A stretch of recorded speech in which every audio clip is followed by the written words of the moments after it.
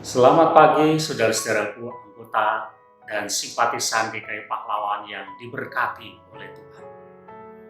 Hari ini kembali kita menerima kehidupan dari Tuhan dengan segala berkat yang sudah tersedia untuk kita. Marilah kita bersyukur dan senantiasa berharap kepadanya. Saudara, rasanya setiap orang pasti pernah marah.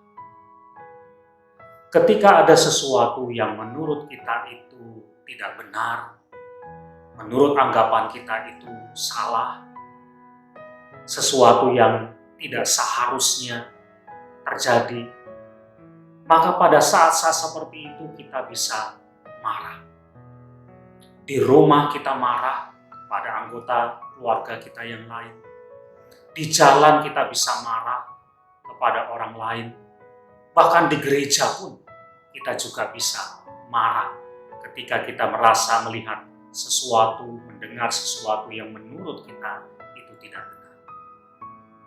Nah, saudara-saudara, berkaitan dengan kemarahan ini, sadarkah kita bahwa kemarahan itu diibaratkan seperti api?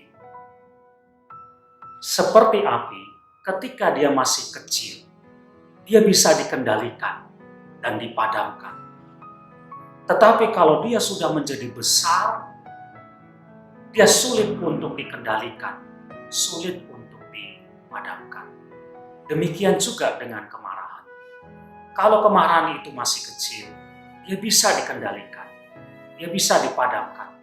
Tapi kalau kemarahan itu begitu besar, begitu meluap-luap, maka biasanya dia akan sulit untuk dikendalikan, sulit untuk dipadamkan, dan kemudian kemarahan itu akan menghanguskan, akan menghancurkan, akan melakukan banyak sekali kerusakan. Karena itu saudara, kita diingatkan untuk hati-hati terhadap kemarahan. Di dalam kitab Kejadian pasal yang keempat ada cerita tentang Kain dan Habel. Kain rupanya marah ketika persembahan adiknya, Habel, ternyata lebih diterima oleh Tuhan daripada persembahan dia. Hatinya panas, marah. Pada saat seperti itu, Tuhan sudah mengingatkan dia, hati-hati, dosa sudah mengintip di depan pintu. Kamu harus berkuasa atas dia. Tetapi rupanya Kain tidak mengindahkan perkataan Tuhan itu.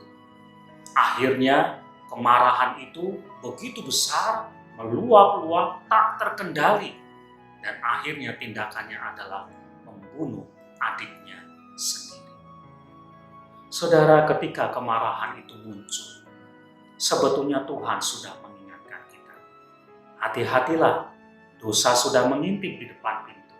Kamu harus berkuasa atas kemarahan itu, jangan sampai dia merusak.